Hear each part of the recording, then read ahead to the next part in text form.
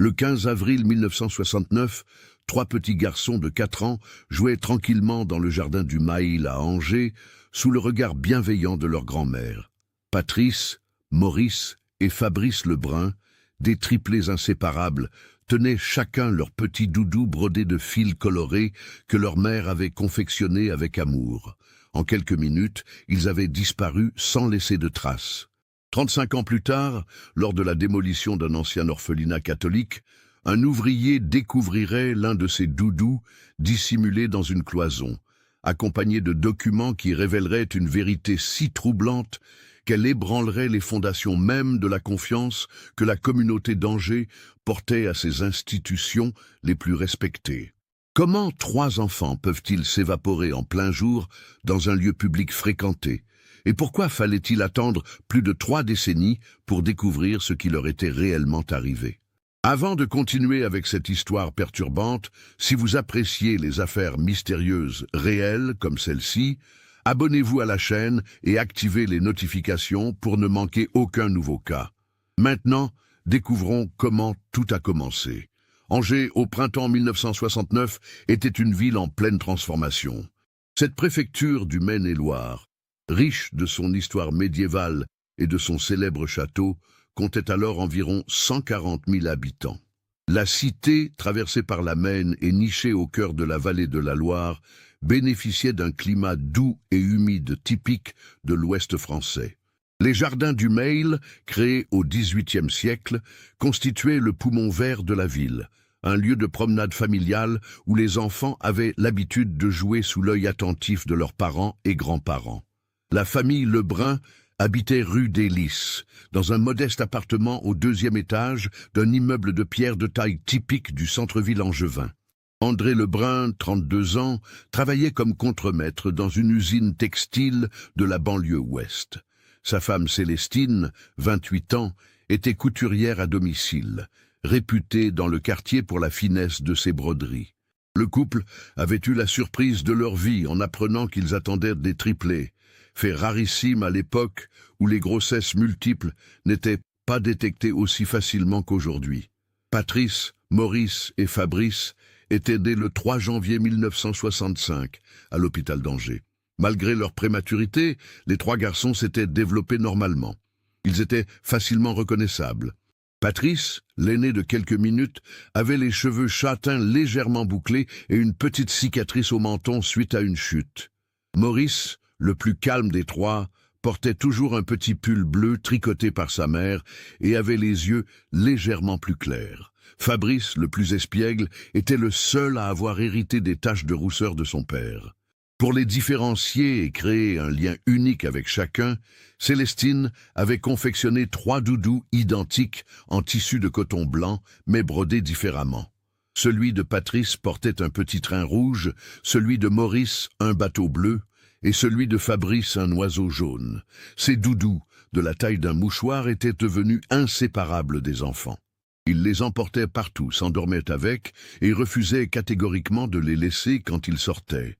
La grand-mère maternelle, Marguerite Lebrun, 63 ans, était une femme robuste aux cheveux gris, toujours impeccablement coiffée en chignon.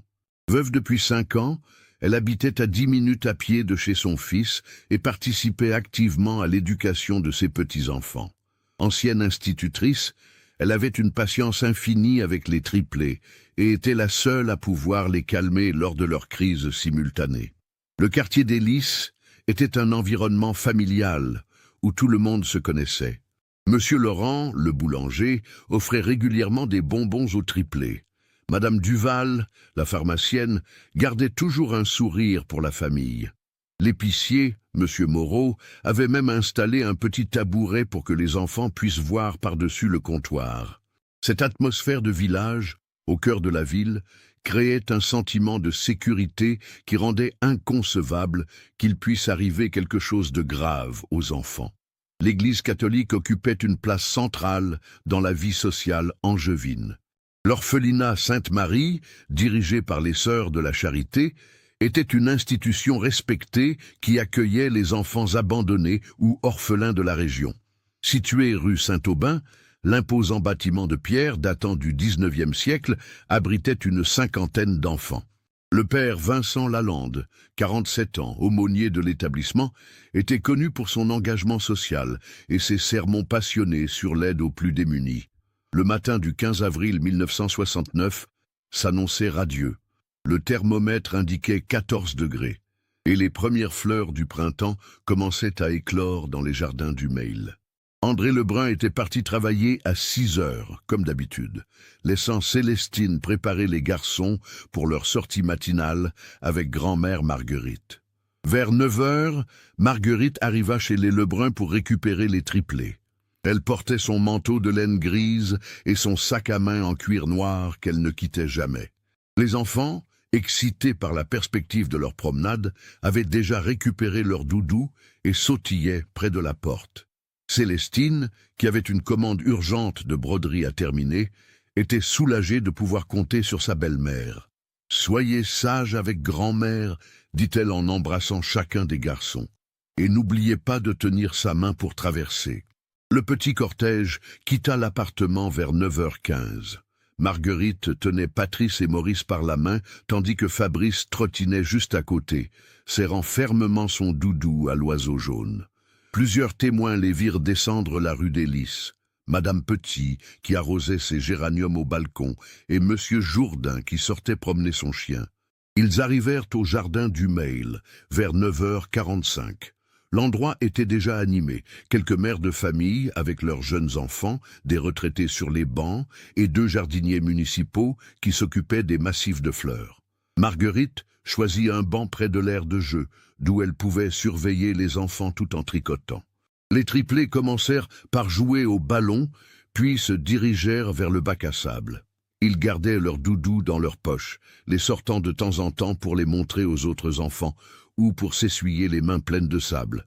Vers 10h30, ils demandèrent à grand-mère s'ils pouvaient aller voir les canards dans le petit bassin situé à une 50aine de mètres. Marguerite acquiesça, mais leur rappela de ne pas s'approcher trop près de l'eau et de revenir rapidement. Elle pouvait les voir distinctement depuis son banc. Les 3 garçons coururent vers le bassin en riant, leurs doudous dépassant de leurs poches. Plusieurs personnes présentes ce jour-là se souvenaient parfaitement de cette scène. Les triplés étaient facilement reconnaissables et attiraient toujours l'attention. C'est à cet instant précis que se produisit l'inexplicable. Marguerite baissa les yeux quelques secondes pour ramasser une maille de son tricot qui venait de tomber. Quand elle releva la tête, les enfants avaient disparu. Elle pensait d'abord qu'ils s'étaient cachés derrière les bosquets, comme ils aimaient le faire. Elle les appela. « Patrice, Maurice, Fabrice !» Aucune réponse. Elle se leva et se dirigea vers le bassin. Personne. Elle appela plus fort, sa voix commençant à trahir l'inquiétude. D'autres personnes présentes dans le jardin se joignirent aux recherches. Monsieur Gilbert, un retraité qui donnait à manger aux canards, affirma avoir vu les 3 garçons s'approcher du bassin, mais ne se souvenait pas de les avoir vus repartir. À 11h, soit 30 minutes après leur disparition, Marguerite, prise de panique, courut vers le commissariat de la rue Denis-Papin. L'agent de permanence, Gabriel Renaud, prit immédiatement sa déposition. Il contacta l'inspecteur Henri Giraud, responsable de la brigade des mineurs, qui arriva sur les lieux à 11h45. L'inspecteur Giraud, 43 ans, était un homme méticuleux à l'expérience reconnue. Il avait déjà traité plusieurs affaires de disparition, toujours résolues positivement. Sa première réaction fut de sécuriser le périmètre et d'interroger tous les témoins présents. Il fit également diffuser immédiatement un avis de recherche à toutes les brigades de gendarmerie de la région. Les recherches s'intensifièrent dans l'après-midi. Pompiers, gendarmes et une centaine de volontaires quadrillèrent systématiquement tous les jardins publics, les berges de la Maine et les rues adjacentes. Les plongeurs inspectèrent le bassin et les zones humides. Aucune trace des enfants. À 17h, André Lebrun, prévenu par l'usine, arriva en courant au commissariat. Son visage était livide. Célestine, alertée par une voisine, l'avait rejoint, les yeux rougis par les larmes. Le couple était anéanti.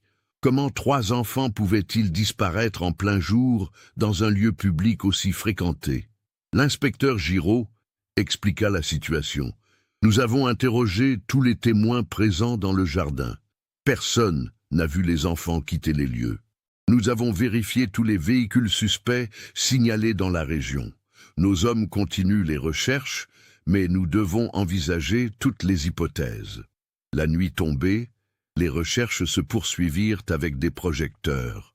Toute la ville semblait mobilisée. Les cloches de la cathédrale Saint-Maurice sonnèrent à minuit, marquant le début d'une angoisse qui allait durer des décennies. Dès le lendemain, l'affaire prenait une dimension régionale. Le journal Ouest France titrait « 3 triplés disparaissent mystérieusement à Angers ». L'émotion était immense dans la ville. Jamais on n'avait vu disparaître 3 enfants simultanément dans de telles circonstances.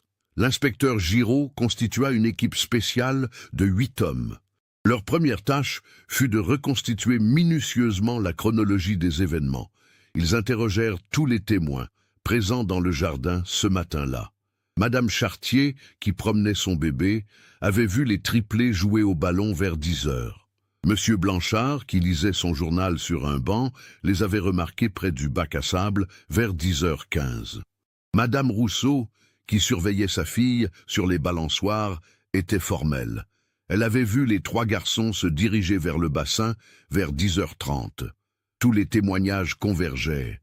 Les enfants avaient bien été vus se dirigeant vers le bassin, mais personne ne les avait vus en repartir. C'était comme s'ils s'étaient volatilisés. L'enquête s'orienta naturellement vers l'hypothèse d'un enlèvement. Mais comment enlever 3 enfants en plein jour sans que personne ne remarque rien? Les enquêteurs étudièrent toutes les possibilités. Véhicules stationnés près du jardin, complices, diversion organisée. Ils épluchant les fichiers de tous les délinquants sexuels de la région. 3 suspects furent interrogés et rapidement mis hors de cause grâce à des alibis solides. L'inspecteur Giraud fit également vérifier tous les véhicules signalés dans le secteur ce matin-là. Aucun élément suspect. Une piste sembla se dessiner quand plusieurs témoins mentionnèrent avoir vu une camionnette blanche stationnée près du jardin vers 10 heures. Mais les vérifications montrèrent qu'il s'agissait du véhicule d'un artisan plombier qui intervenait dans un immeuble voisin. L'homme fut innocenté après vérification de son emploi du temps.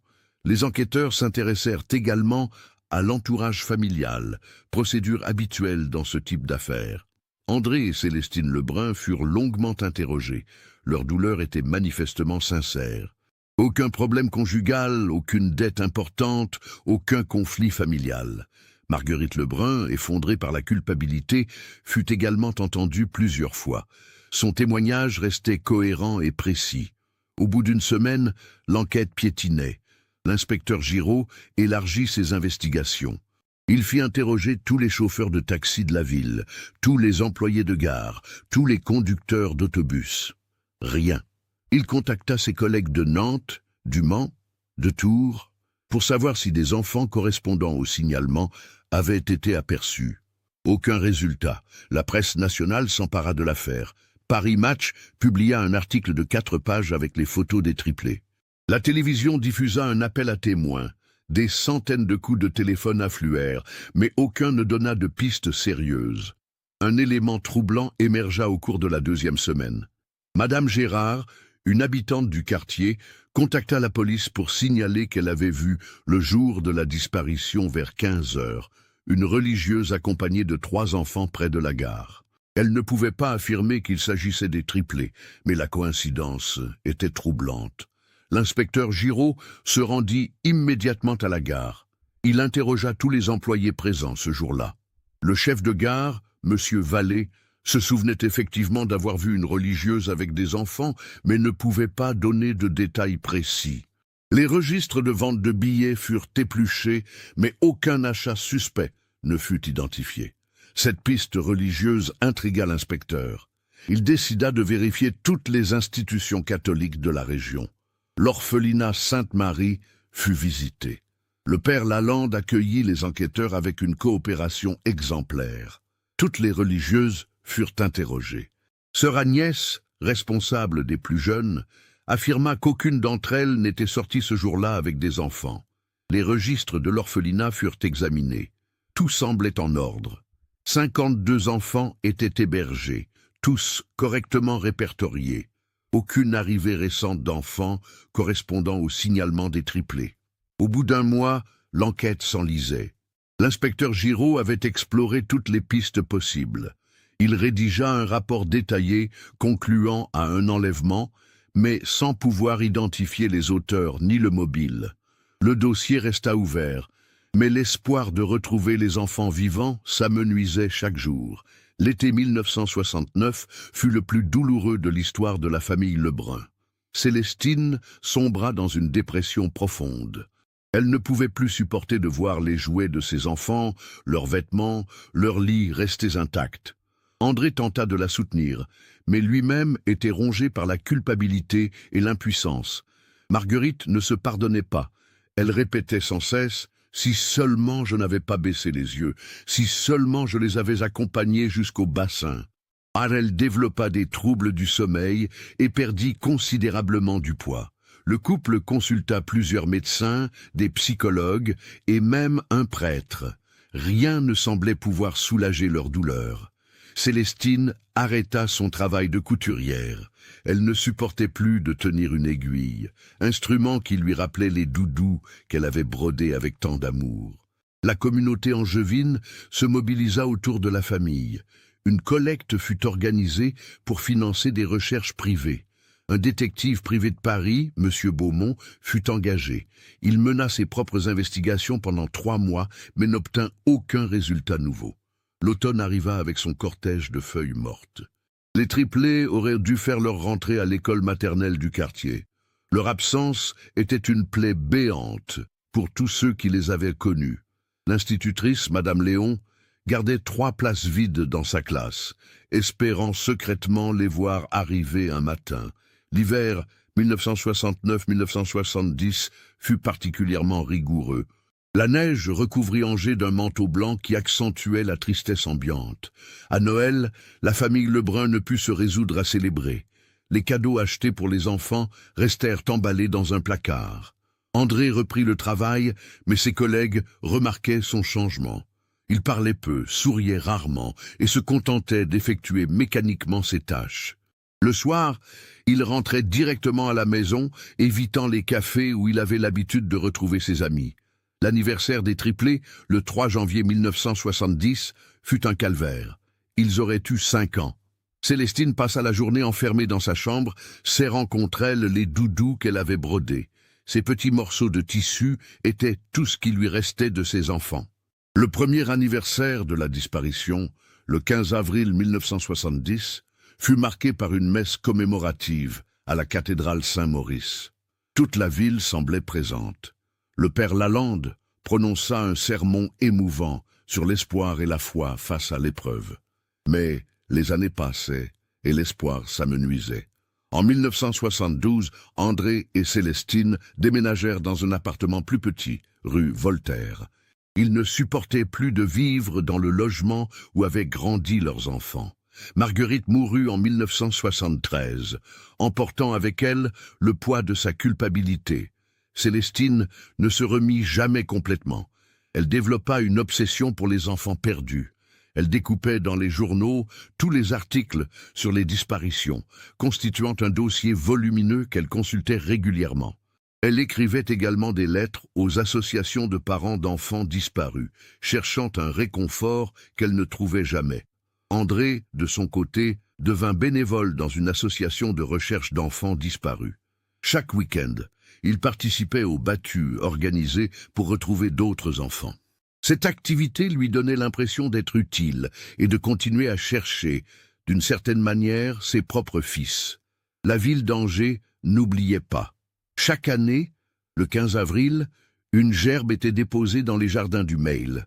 Une petite plaque commémorative fut installée près du bassin en 1975, portant l'inscription « À la mémoire de Patrice, Maurice et Fabrice Lebrun, disparus le 15 avril 1969. » L'affaire était devenue une légende urbaine locale. Les jeunes parents racontaient l'histoire à leurs enfants pour les mettre en garde contre les dangers.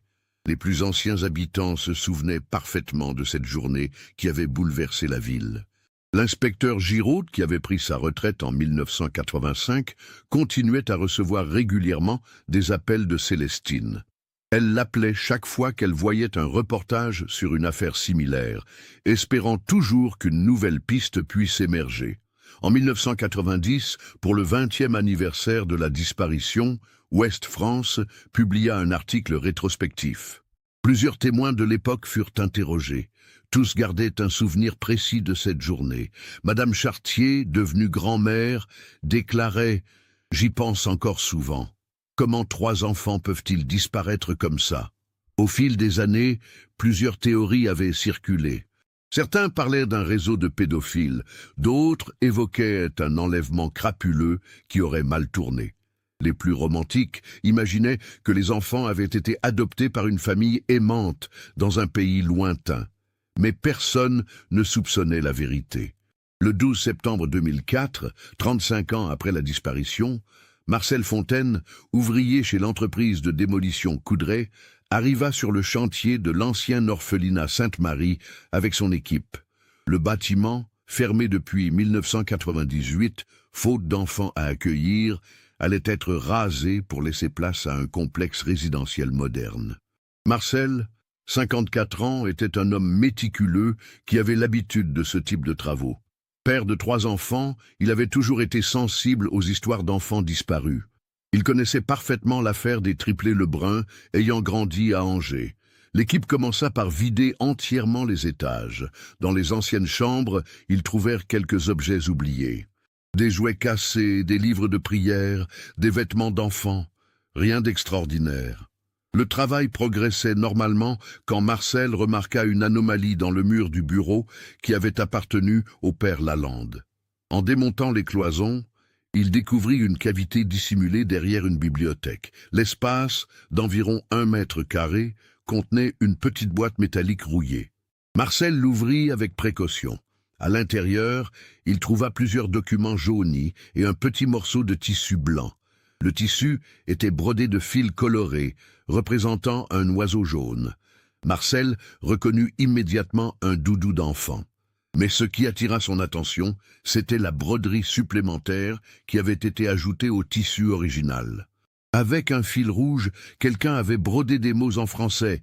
Fabrice L. 1504-69, Amérique, famille Richardson, que Dieu me pardonne.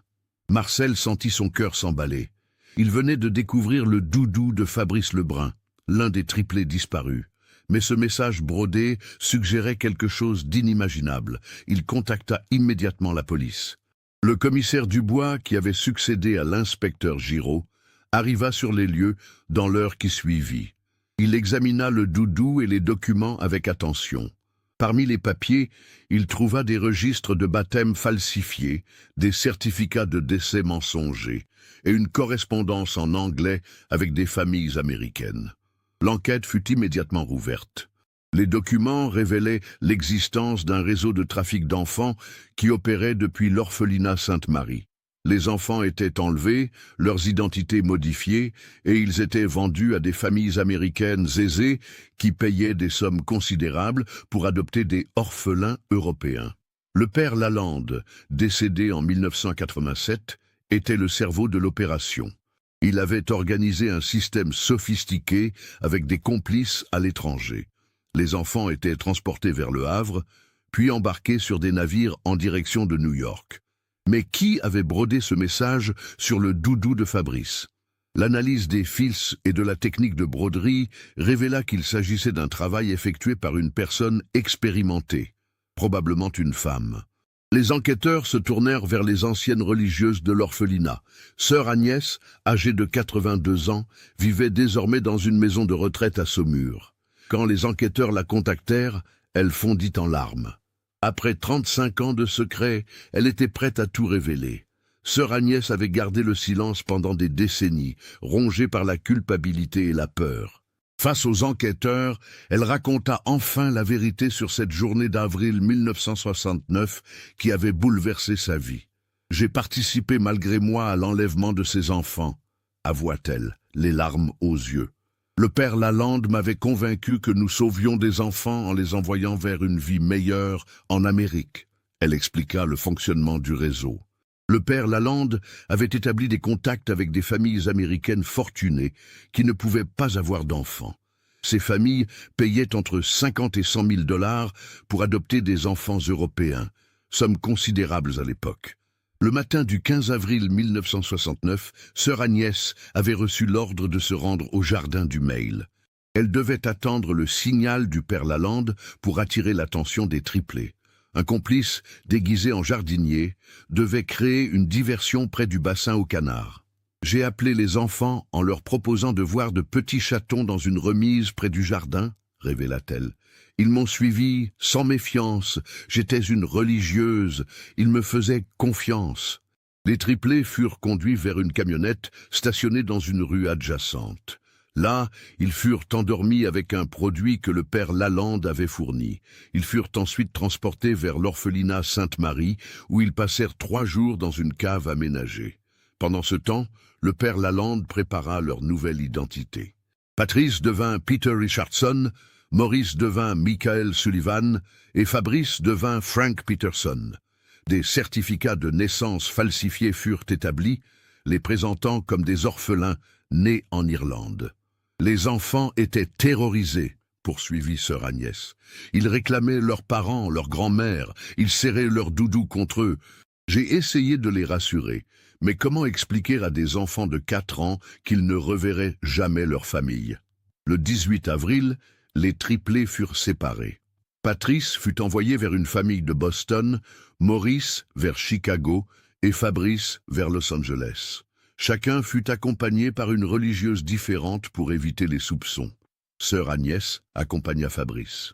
Pendant le voyage en train vers le Havre, l'enfant ne cessait de pleurer et de réclamer sa maman. Il serrait son doudou à l'oiseau jaune comme s'il s'agissait de sa dernière attache à sa vraie vie, se souvenait-elle. À bord du navire, Fabrice fut confié à Madame Richardson, une femme d'une 50aine d'années qui l'attendait avec impatience. Elle était accompagnée de son mari, un riche homme d'affaires de Los Angeles, qui avait versé 75 000 dollars pour cette adoption illégale. Avant de le remettre à sa nouvelle famille, j'ai pris son doudou, avoua sœur Agnès. Je voulais garder une trace de ce que nous avions fait. J'ai brodé dessus les informations que je connaissais. Son vrai prénom, la date de l'enlèvement, sa destination. C'était ma façon de préserver sa véritable identité. Elle expliqua qu'elle avait caché le doudou dans le bureau du père Lalande, espérant qu'un jour, la vérité pourrait éclater. J'ai vécu avec cette culpabilité pendant 35 ans. Chaque nuit, je priais pour ces enfants. J'espérais qu'ils avaient trouvé le bonheur, même si c'était loin de leurs vrais parents.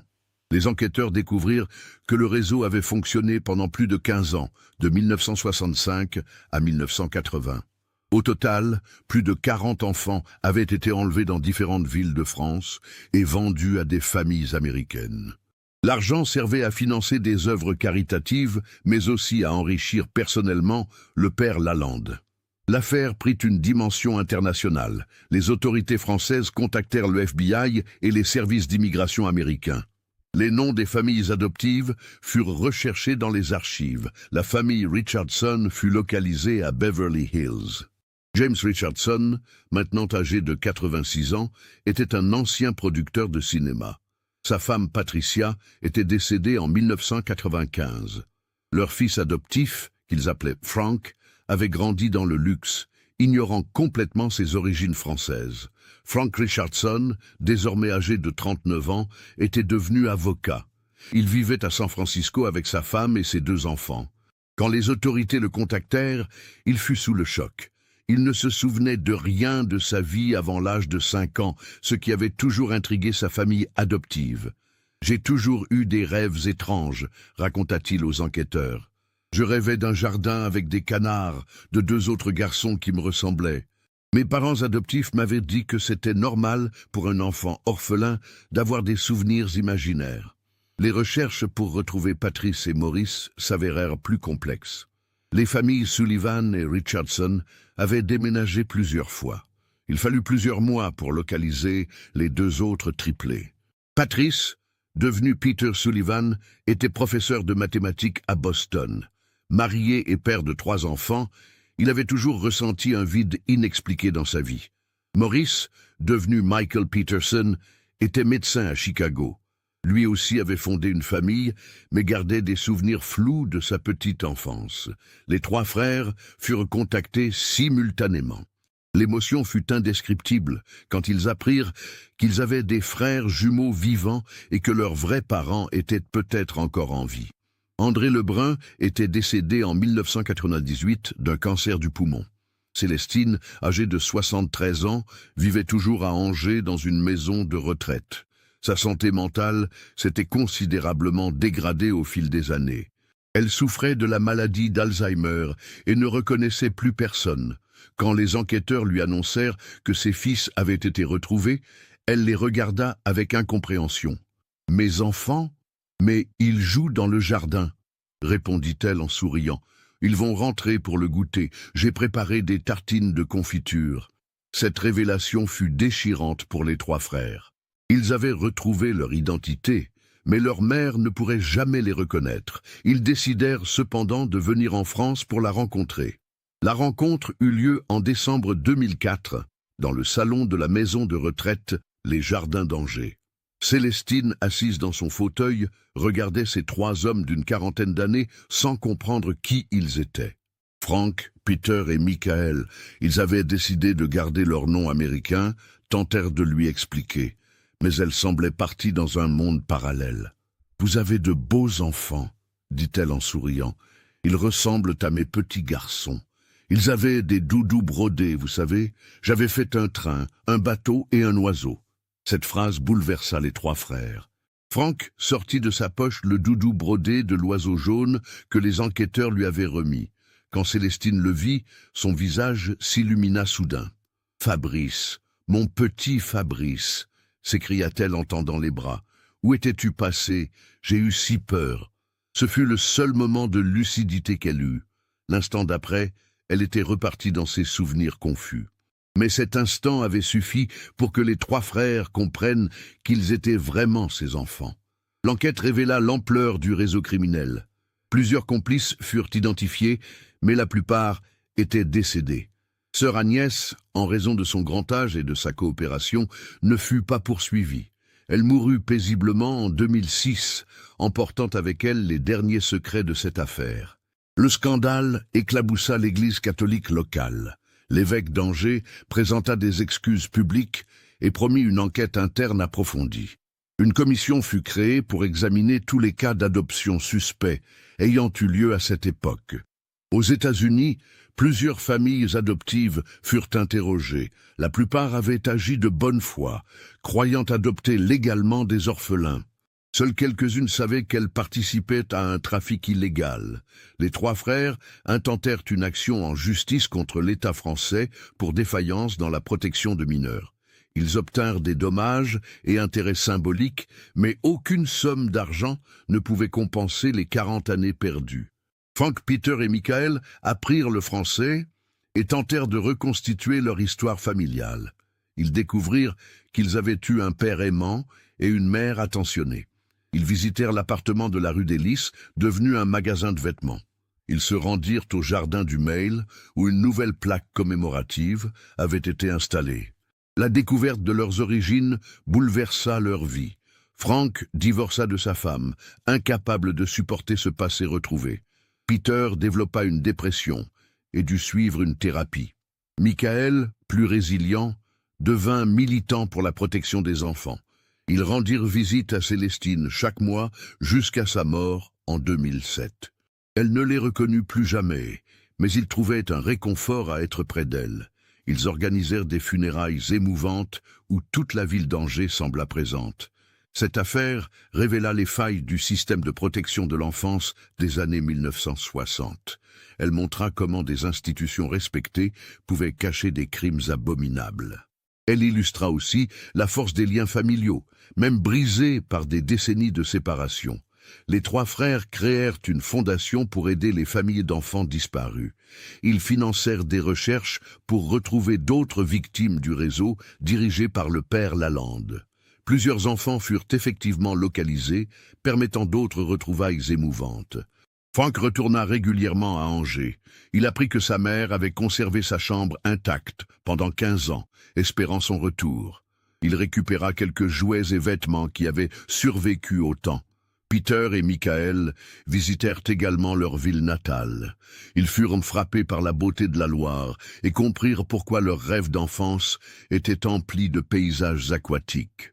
Ils retrouvèrent quelques camarades de jeu de l'époque, désormais grands-parents. La maison de retraite où était morte Célestine leur remit ses affaires personnelles. Parmi elles, ils trouvèrent les 2 autres doudous, celui au train rouge et celui au bateau bleu, soigneusement conservés dans une boîte avec leurs photos de bébé. Aujourd'hui, Frank Richardson vit toujours à San Francisco. Il a appris le français et enseigne bénévolement dans une école pour enfants défavorisés. Il garde précieusement le doudou brodé de l'oiseau jaune, seul lien tangible avec son enfance française. Peter Sullivan est retourné vivre à Boston après sa dépression. Il a écrit un livre sur son expérience, devenu un best-seller aux États-Unis. Les revenus sont intégralement reversés à la fondation créée par les 3 frères. Michael Peterson continue d'exercer la médecine à Chicago. Il s'est spécialisé dans la pédiatrie et consacre une partie de son temps à soigner gratuitement les enfants de familles défavorisées. Il dit souvent que sa vocation est née de sa propre expérience d'enfant volé. Les 3 frères se retrouvent chaque année le 15 avril à Angers pour commémorer leur enlèvement. Ils déposent des fleurs sur la tombe de leurs parents et organisent une collecte pour leur fondation.